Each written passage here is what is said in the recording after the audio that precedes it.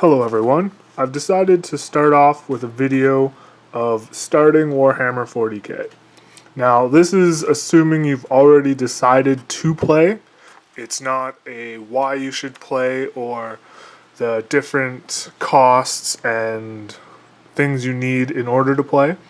I'm assuming you've done a little bit of research, you know what the game is, you know what options there are, you know it's on the expensive side, and you probably have at least a friend or family member that knows how to play or is willing to learn how to play with you. This video might be broken up into several pieces. The main part is going to be picking an army and making a list. I hope to do a test game to introduce how to choose a unit and how to test to see if it's worth buying, and then where to go after that. So first up is choosing an army. Now for everyone, this is probably the hardest thing for any new game, is choosing which list or which army you want. Now a lot of people will say go with what you love or which models you like, and sometimes that can be difficult because you like multiple armies. Well, the good thing with 40k right now is you can intermix different armies. You can have allies. So if you want to play Space Marines, but you really like the models of Tau, you can take a small portion of each army and combine them. So what I'm going to do now is just kind of go through what armies there are for 40k right now, and just a couple of the pros and cons of each army. And feel free to leave comments or anything on what you think, and this is totally just my opinion and in its almost basic form. So first up we have Space Marines. Now Space Marines are Games Workshop's poster child army. They've got the highest sales, they've got the most basics to any army, they're good at everything, they have lots of options, and they have lots of chapters, meaning they have Blood Angels, they have Space Wolves, they have White Scars, they have Iron Hands. They've got all kinds of different options inside almost the same list. So if you buy a regular Space Marine tactical squad, you can use it with Blood Angels or Space Wolves or any of the other chapters. Also, you can make your own chapter, which is what I'm planning on doing eventually, and with this you can paint the tactical Marines as your color, your theme, and then use the rule sets for any of them. So if you like Ultramarine chapter tactics, you can choose to play Ultramarines even though your army isn't painted blue. You can then choose at a later date to use Blood Angel rules because you might like a character or you might like some of the special rules and options they have. This is the one thing that makes Space Marines so appealing, is because there's so many options that way. Also, they can ally with almost anybody, and even though they don't ally with Chaos, you can go storyline wise and say your chapter is a custom chapter that is in the process of falling to Chaos. So even if you want to play Chaos Space Marine rules and still have regular Space Marine models, that's still an option. Next up, we have Orcs. Orcs are a personal favorite of mine just because they are fun. Out of every army you can possibly choose, there's more scratch-built and custom options you can do for Orcs than any other. If you want part of a Orc legs with a barrel to be a guy hidden, it works with the army. You could do it with other armies, but it doesn't fit as well. The only problem with Orcs is you need a lot of models. Basic 30-man boy squad can be pretty expensive. They're sold in groups of 10, and it can add up quite a bit. But they're definitely fun if you're into conversions or just love the look of them or the play style of just not caring if anything dies or everything dies or your things die, their things die, everything dies when you play Orcs. It's a lot of fun. Next up we have Tyranids. Tyranids are another swarm army, but they can also be a monsters creature list. So if you love the giant monsters coming out of the ground and coming from the skies, Tyranids can be great. They have options for literally hundreds of models on the table. They've got units that only cost 4 points, and you can field 6 squads of 30 of them. Or you can go with giant creatures that cost 100, 200, almost 300 points with upgrades. They can be a little bit on the expensive side because if you're fielding, again, another squad of 30 guys that come in boxes of 10, you need 3 boxes just to make your troop choices. Some of the monsters' creatures can be expensive dollar-wise as well. But they are a lot of fun also. Almost every army can be fun. You don't have to play tournament specific. You don't have to play, even with the force charts, you can just play what you love. I originally started with not playing Tyranids. I didn't like them. I didn't have a care in the world for them. And then my friend sold me a bunch of his models, and included in that was a Tyranid army. And I decided to give it a try. And I found out that the swarm tactics and the monsters creatures and not having your opponent really know what to go for. And if they go for the monsters creatures, the little guys get there. If they focus on the little guys, the big guys get there. If they mix up their shots, they both get there. So they can be a lot of fun as well. Next up, we have Eldar. Now, Eldar are specifically good at certain things. For example, fire dragons all have meltaguns, which are really good at taking out tanks. They're also good at taking out monsters, creatures, and anything that has a lot of wounds and low toughness because it can insta-kill them. But if you put them against, say, a squad of 30 guys, they're going to kill 3 or 4. And that's not going to be very effective. But again, against a tank, very effective. Same thing with striking scorpions and howling banshees. They're good at taking out infantry, but if put up against anything with armor, they're not really going to do anything.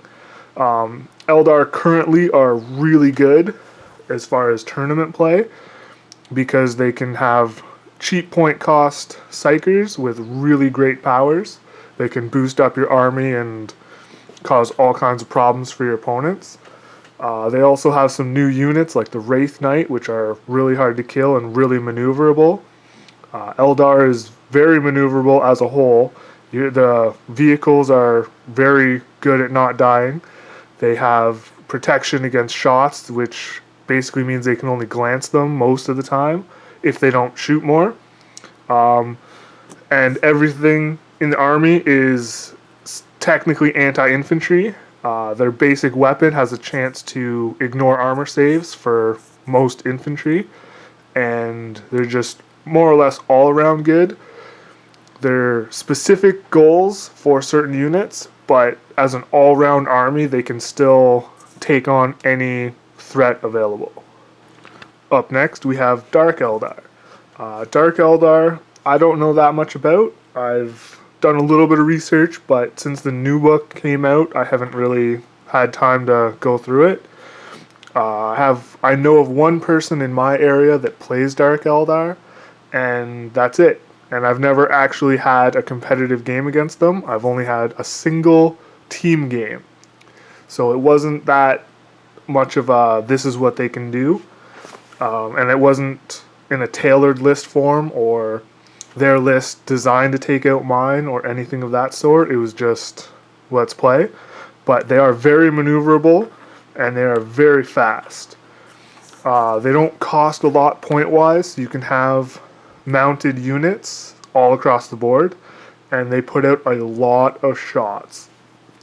They have anti-tank weapons with meltas and their dark lances, which reduce armor, but most of their ranged weapons for their infantry is poison, which means if you go against, say, Tyranid monsters creatures, you can put out a lot of wounds on high toughness models from far away, and that's really good. As far as top level competitive, I'm not sure, but I tend not to play top level competitive with any of my lists. So as an all-round army, they're pretty good. I don't have a lot, but they are definitely one I do want to look more into in the future. Moving on, we have Necrons. Necrons are also really good if you're starting out because they're easy to play. If you just play basic infantry against basic infantry, you can lose a whole bunch of guys and a bunch of them get back up. They're very forgiving in that manner, as if they die, they just simply come back. Well, they have a chance to come back. And there are certain combinations currently that make them really powerful, but they're hard to kill and they have a lot of strong units. Their basic infantry has Gauss weaponry, which can glance a tank, or has the option to glance a tank, which means any vehicle in the game they can just gun down. They're a little point heavy for most of their units, but they're worth it with their ability to get back up and a lot of special rules.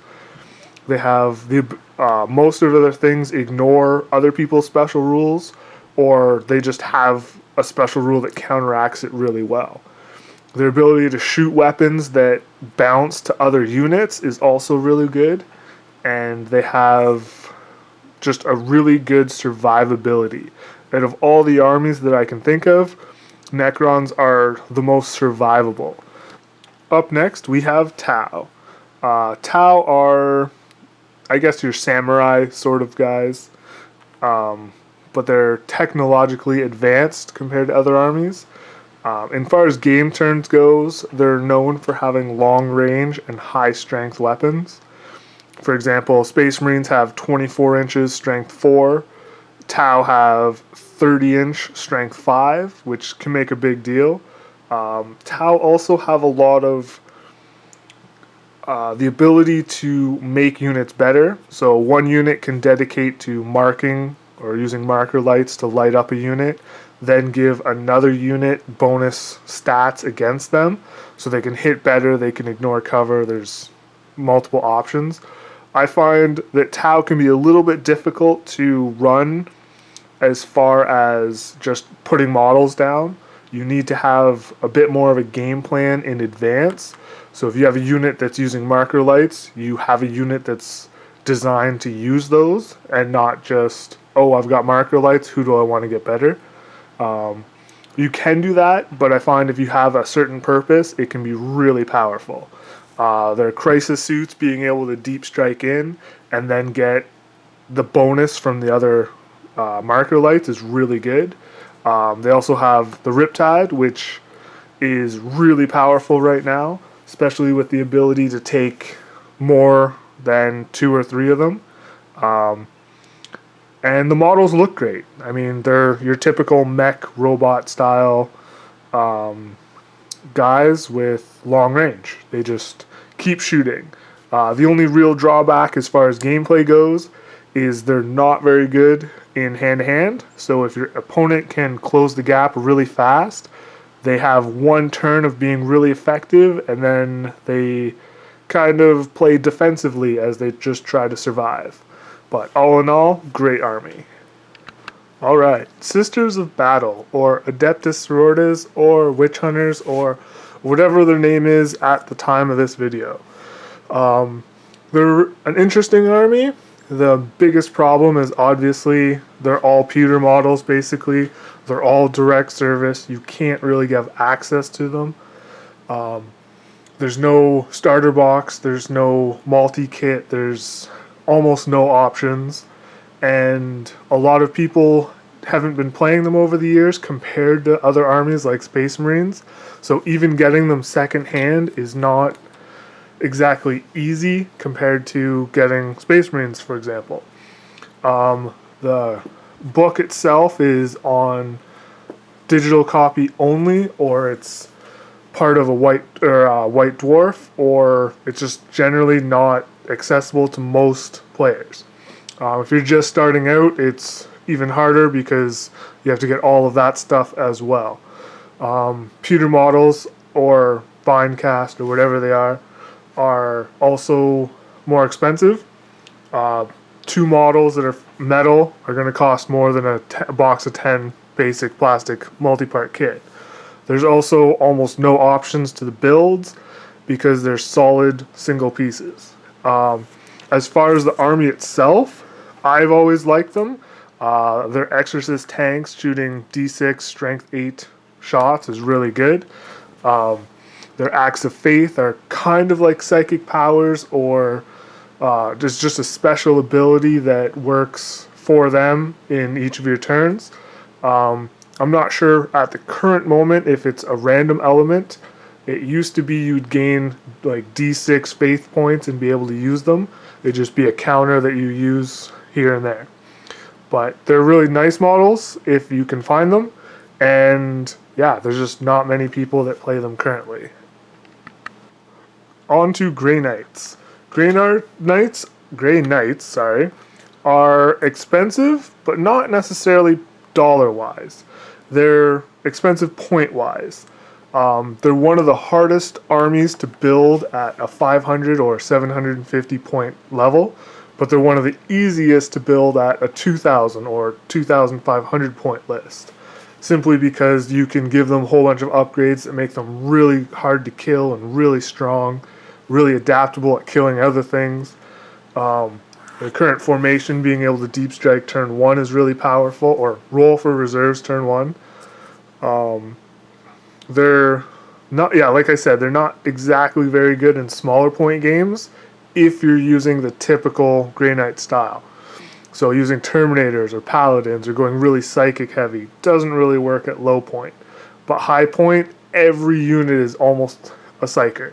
Like the tanks, Land Raiders, stuff like that aren't, but the Dread Knight is, the Terminators are, their basic Marines are.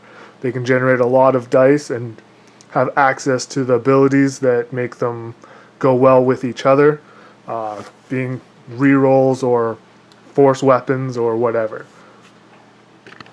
Imperial Guard. Here we have the humans, basically what we are in the future. Again, lots of models for Imperial Guard if you're going infantry heavy. Lots of tanks. If you enjoy tanks, you can get the most tanks in a Imperial Guard army compared to most others. You can get transports for Marines and stuff, but they're not as much classified as a tank as, say, a Lehman Russ. There's lots of gun options. They are a shooty army. They're not the greatest in hand-to-hand, but they can definitely put out a lot of firepower. But they can battle brother with Marines. So if you are thinking of Imperial Guard and you want Space Marine allies or anything like that, there's ways around any part that isn't exactly super strong. They do have access to Psychers, which can give them rerolls, and with their orders being able to fire more shots, they can really put out a lot of firepower.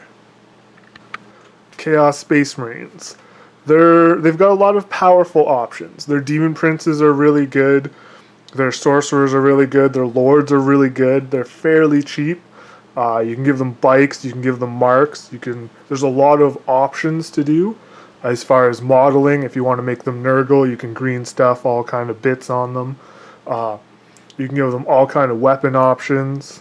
They can be expensive point-wise for basic Marines, but you can use Cultists for your basic infantry, which is really cheap cannon fodder. They can be in small units just to throw away, or big units to sit on an objective. Their named characters are really efficient. Aramin is really powerful. Typhus is really powerful. At the current time of this video, the Karn just got a data slate making him really powerful, and Lucius is even pretty good with his special abilities. Chaos has a lot to offer as far as conversion work also. If you want to go a themed army, Chaos is one of the best because you can pick one of their 4 main chapters, like Khorne, Tzeentch, Slaanesh, or Nurgle, and just go from there. You can do a sub-chapter of those, you can do a mix of the two, doesn't really matter. And last up for the little mini review for each of the armies is Demons. Demons are pretty good. They're basic infantry is not the greatest, but they're cheap. You can use them as a horde army, you can use them as cannon fodder, you can use them as deep striking into your enemy lines, just as hassle units. But the thing that makes demons really good at this current time is they can be summoned, which means you can play almost any army and you can still use demons in your list. So if you were to think of using demons, you could get demons, and then if you didn't really like them, you could go with another army that could summon them as kind of a way into another list, or just keep using them. Their demon princes can be really expensive, but really good. Their named characters are really good, and just the sheer amount of psychic presence they can have on the board in 7th edition is extremely overwhelming. When some fairly heavy psychic lists can have 7 dice, some armies, even at low points, can have 20 dice, and it's just unbelievable how many powers they can get off in a turn. As for their basic troops, they are still useful. You can use large units, small units. They have the ability to deep strike, which means you can get them on objectives in your opponent's zone, kind of make them come to you and then teleport behind them kind of deal. They have multi-wound creatures, which is really nice. So they can soak up a lot of fire, and with the different marks, they can their survivability is pretty good. The entire army being demon makes them have an invulnerable save, so they can take some of the big shots and just shake it off. And yeah, they're really, the larger models can be very point heavy as far as cost goes, and buying the models themselves can be a little expensive because you can get so many, and depending on what your theme is, you can get a lot of that theme. And then if you want to switch themes, you kind of have to buy all new models. So if you wanted to do Khorne heavy, you could buy Bloodletters, Blood Crushers, Juggernauts, the whole works. And then if you wanted to do Nurgle themed, none of those models really will fit your list. Now, there's ways around that, doing custom color schemes, stuff like that. But as far as the other armies go, you can't really use a Bloodletter as a Nurgle or a Nurgle model, like a Plague Bearer. It just doesn't really work. In a fun proxy game, I'm sure you could, but as far as in a tournament, they probably wouldn't allow it. So that was just a quick little review of each of the different armies.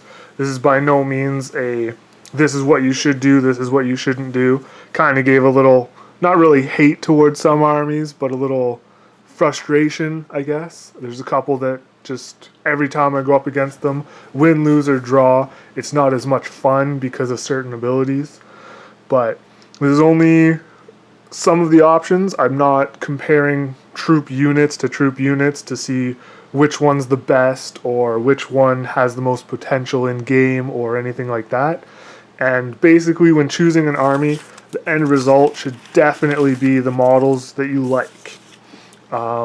With allies, I've said it a couple times now, it's easy to ally with another army, so even if you take a unit that you like the look of, but isn't very good in-game, you can counteract it with different models in the army, or even different armies to balance it out so that they still work well. So once you've decided which army you're choosing, your next step is going to be buying the codex or finding a friend or someone at your local store that has it that will allow you to look through the different entries. Some stores might even allow this, and just see which units you think you might want to try. So for the purpose of this video, I'm choosing Space Marines, as they tend to be the most used and the easiest for starting out. All of the actual starter boxes tend to come with Marines, and even the current boxes for mini games, I guess you can call them, Stormclaw and the other one, can't remember, but they all seem to have Space Marines in them. So Space Marines are easy to get a hold of, whether it's on eBay or from local gaming store or just trades, because people get Marines, then they get starter box to get both halves. They have extra Marines, and now they all have trade. So I'm choosing Marines for the purpose of this video, and I'm going to walk through the steps of building a small 500 point list just to start out in testing out units and see how the game's played. This will also allow you to build from. So for example, if you're building a 500 point list and you tested out a unit that you really liked, but you want to try something else, this will also allow you to test that out and just see which one you enjoy playing better, or which one you would rather paint, or whatever works best for you. So now what I'm going to do is just a quick codex review. It's not going to be fully in depth, and I'm also not going to go through most stats. I'm not going to put it up on YouTube because Games Workshop doesn't like that. So as far as stat line goes, you'll have to either look at the book or talk to a friend. But some of the basic stats everyone knows, they're on the internet everywhere, so it's not a big deal. For the HQ choice, I'm not going to go through any named characters, because if you're starting out the game, most likely you won't have a special character. You'll probably have just a basic commander, or just testing out games. It's better to use something that's not specific. Most named characters have specific roles in what they do and what they unlock. For example, Ultramarine Tactics or White Scars making Bikes Troop. It's a little more in-depth than I plan to go with this video, and this is more of just your basics. So first up is your chapter master. He's basically the leader of your chapter. These are great if you're doing a narrative to your own chapter, making up your own background story, naming your characters. This is really good. His stat lines are good. His options are good. He can be a Terminator. He can be on a bike. If he's on a bike, he can make Bikes Troop, or you can leave him on foot. He can join units, and he can get Honor Guard. Honor Guard are bodyguards with good stats. They come with power weapons, bolt pistol, close combat weapons, so they get +1 attack. They have 2 attacks base. You can give them a banner that gives them +1 attack, but they are point heavy. Same with the chapter master. If you're doing a small 500 point game, chapter masters aren't the greatest, but if you're doing 750 or more, they're probably good. Next we have a captain, which is basically the exact same as a chapter master, but slightly lower stats and lower points, which typical just learning how to play, captains are probably the best choice. Then we have Terminator Captain, which is just a captain in Terminator armor.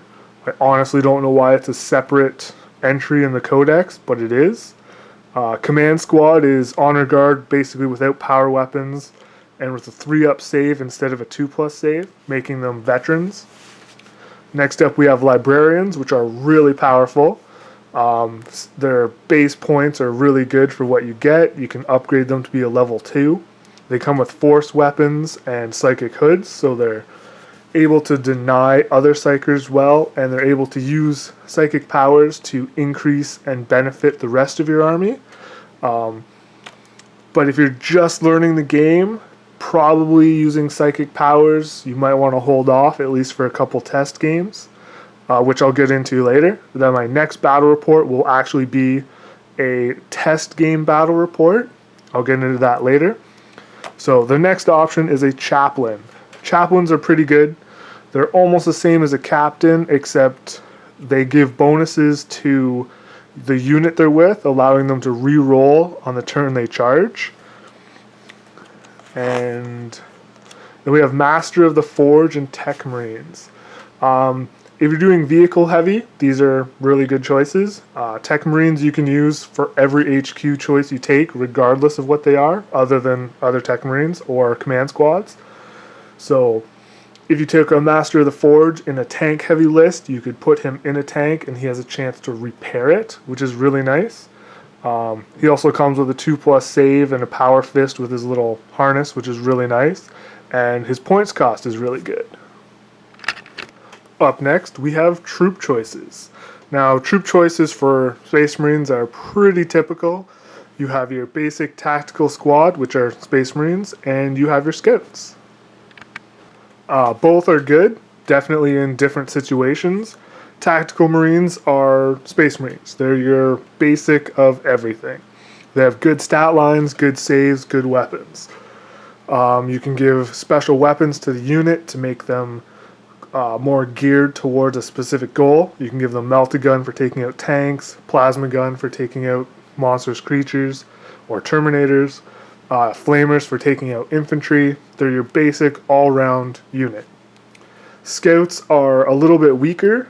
They have the same strength and toughness because they are still superhumans, but they're not as good in hand-to-hand. But you can give them sniper rifles, making them 6 points apiece, or 12 points apiece instead of 11 points, and just making them cheaper. So they're a really cheap option. And with sniper rifles, you have long range, so you can sit them on an objective or infiltrate them into the middle of the board on an objective and just harass units. They're good at taking out large monstrous creatures because sniper weapons have special abilities towards that. And Crusader squads, again, are only for their specific Black Templars chapter, so you can't use them in a typical Marine list, so I won't go over them too much. And we have dedicated transports of Rhinos, Razorbacks, Drop Pods. Those are your main three. Rhinos are good if you have 10-man squads. Razorbacks are good if you're only using 5-man squads. They have the option of having better weapons on them, or just anti-vehicle options or heavy weapons. Drop pods are your deep strike in behind your enemy or where on the table you need them to land. And then for elites, we will start with Vanguard veterans, which are your just basic veterans. There's nothing, they're just sergeants. They have an additional attack and they have the option to take more special weapons. Space Marines have one model can have a basic weapon, like a special weapon. Then if you upgrade more models, you can have a heavy weapon, or both if you have 10-man. Veterans can each take a special weapon, so making them in a drop pod designed to take out vehicles or mass infantry or whatever the case. Then we have Stern Guard veterans, which are basically the same but with jump packs. They cost more points, but they can move faster up the field. Then we have Dreadnoughts, which are your basic walker with good armor. It's not the best in the game, but it is good. Your basic infantry won't be able to hurt it unless they can get behind it. Has heavy weapon options and special weapon options, pretty good. Ironclad Dreadnought, same thing but with higher armor and some special rules. Legion of the Damned, these are basic Space Marines, but they have a 3+ invulnerable save and they deep strike. The problem is you can't add characters, so they don't necessarily use special abilities of the army with them. They tend to be kind of on their own. Next up, we have Terminators. They have Terminators, which are basic Thunderhammer or Power Fist Stormbolter, and Assault Terminators, which have Lightning Claws. They can be upgraded to have Thunderhammer Storm Shields. You can give heavy weapons to the regular Terminators, and they can deep strike, go in a Land Raider, or occasionally you'll see them walking up the field. Centurion Assault Squad. Personally, I haven't seen it used very often. The weapons they have don't really justify their points cost. They have high strength and toughness, and they have multiple wounds, which is nice, and they have good weapons, but for the points cost, they're just not quite what they should be. Next up, we have Fast Attack. We have an Assault Squad, which is your basic Space Marine, but with a jump pack, so he can move 12 inches instead of 6, giving them a lot more maneuverability for a little bit more point cost. Then we have a Landspeeder, which is your basic small light vehicle that moves really fast. It's a skimmer, so it can ignore terrain and get different places on the battlefield that other tanks can't. It can be upgraded to have heavy weapons, making it anti-tank or anti-infantry. And they can come in squadrons, so you can have up to 3. So that combined with 2 others, a squad of 3 can do a lot of damage. Then we have a Storm Talon, which is a small flyer that can go into hover mode, so it can be a flyer when you need it to be, or a skimmer at the end of the game, hold an objective or 2, and has good weapon options. We have bike squads. Bike squads are good because they have lots of weapon options. They can be taken in small squads or large squads, and you can, if you take your commander or most HQs on a bike, they can become troop, which unlocks an additional option. Then we have attack bikes, which is just a basic bike with a heavy weapon attached with an additional wound. Scout bikes are, again, just like the difference between Marines and Scouts. They're a little weaker only in hand-to-hand, and their weapon options are a little bit different. Next up, we have heavy support. To start it off, we have Devastator squads. Devastator squad is basically just a squad of Marines, except they have up to 4 heavy weapon options. So if you want to take out tanks from far away, you can take 4 las cannons. If you want to take out strong armored infantry like Terminators, you can take plasma cannons. Or you can take missile launchers if you want anti-tank and anti-infantry. Or you can take heavy bolters if you have lots of anti-infantry. Then we have Centurion Devastator squads, which are like the Centurions for the Assault squad, except they have better weaponry. These ones are worth their points because the sheer amount of firepower that they can dish out is really good. Combine them with some chapter tactics or librarians, and they can be really devastating. Next, we have a Thunderfire cannon. One of the best things in this book for taking out infantry in terrain. The ability to have barrage means you can ignore cover saves, and just multiple templates means you have potential to hit a lot of different models. Then we have a Predator. Not as widely used as it used to be now that there's more options in the book, but it's still a strong unit. It has anti-tank capabilities or anti-infantry. The Whirlwind is similar to the Thunderfire cannon, but with less shots, but a stronger single shot. The Vindicator is your strength 10 CD size template that's really good at killing pretty much anything. There's not a lot of strength 10 in the game, but this is definitely one of the best of them.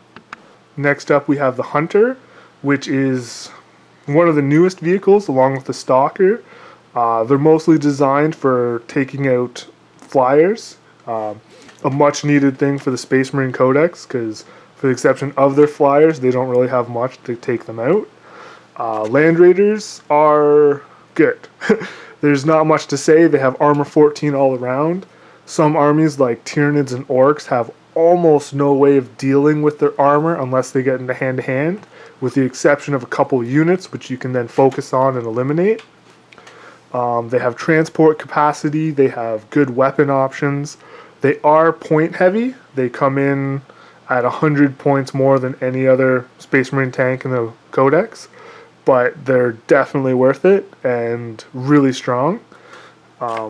Taking them in a small point game can be a little much, as most armies don't have any answers to that at that low of a point level. And then lastly, we have a Storm Raven. This is the higher armored value flyer that has transport capacity, can take assault marines, stock marines, or even a dreadnought. Really good. Point cost is a little high, but for what it does is definitely worth it, and it has a lot of anti-infantry and anti-tank weapon options. So that was just a quick overview. It's obviously not in depth, didn't take crazy amount of time. I didn't really do much comparing to other armies or to different things in the list. It was just a quick overview. And so for a small 500 point list, which I'm choosing, is a captain for my HQ, because you need 1 HQ, 2 troop, even in most small games. I chose the captain because I didn't want to go with psychic powers yet, because in an intro video it could be a little overwhelming with all the rules and all the things to a game as there is. The captain I am using, I kitted out with a power weapon, so he can ignore saves on basic models, and a combi melta, which is a one-shot chance at taking out a tank, basically. He's an independent character, so he can join squads, or he can operate on his own. I chose him because he's easy to get started playing with. You can upgrade him to a chapter master later, or just keep him as a captain. You can get a captain in most starter boxes, whether it be the desired loadout you want can be changed or traded or built separately. You can get them online or through trades. And for my first troop choice, I chose a 5-man tactical squad with a flamer. And my second troop choice is a 5-man tactical squad with a las cannon. Later on, they can be combined to make a 10-man squad that can be combat squadded later, or just be 2 separate units. They're easy to start with. They're the staple unit in basically all Space Marine armies. They can make 1 unit or 2 later on. And pretty much everyone has Space Marines, especially if you're playing Space Marines.